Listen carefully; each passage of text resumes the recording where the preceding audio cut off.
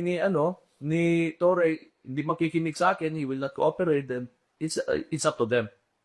Okay? So, sinabi naman ni Torre na may 3-minute response, sana ma-feel ng mga Dabawenyo. But, tingin ko, gagawin yan, harassment lang talaga. Doon na, Torre, Mr. Torre, sanay na ako sa iyo. Sanay na kami sa iyo. Kinidnap ko nga yung tatay ko eh. Okay na yan. Na just do whatever you want. You have 2 years until finding candidacy sa 2027. So, at saka may kaso ka na ngayon eh. Think about it. Gusto mo harasin ako, harasin mo lang ako. Kasi matapang ka lang naman, we have the position eh, pero masuntukan tayo, alam ko makaya, bita. Ganun lang. But you're a coward. You are nothing without your position. Sa totoo lang.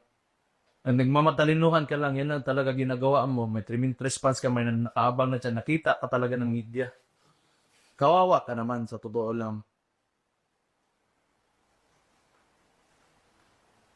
Okay na yan. Yung 3-minute response mo, prove it. Prove it to the Dabawenyos.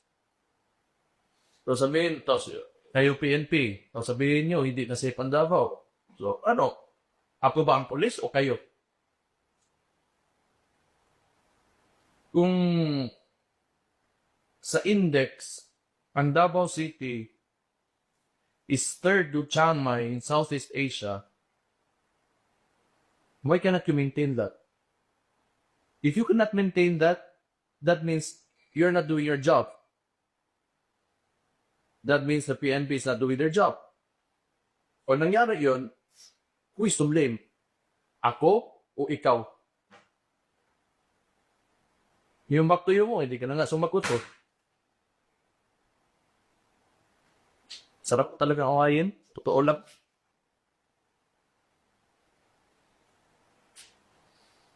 May ano ka eh, Galbayo kung sa ka, no? Oh, may ano ka na, may issue ka na doon eh.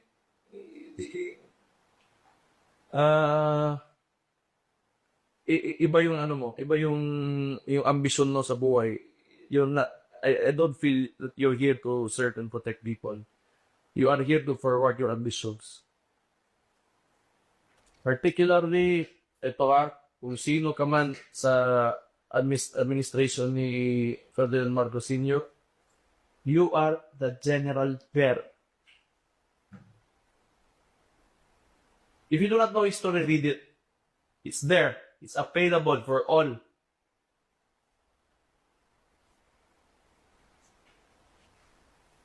They won't allow me to choose the city director. Nangyari na yan last year when I was mayor. The last term when I was mayor.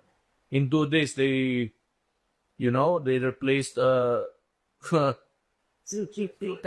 times. The city director 3 times in 2 days. I do not know. Masyado silang paning because they're scared maybe, these policemen who were to be assigned there, baka loyalista sa amin and they would not, do dirty work for them. Harassment from your pangit nyo now. I really do think you're ugly. You know why? It's not because of your face. You Filipinos are beautiful, brown skin, and a lot of foreigners, and the Caucasians especially, they like your color, but, the kind of person that you are, you're really fucking ugly.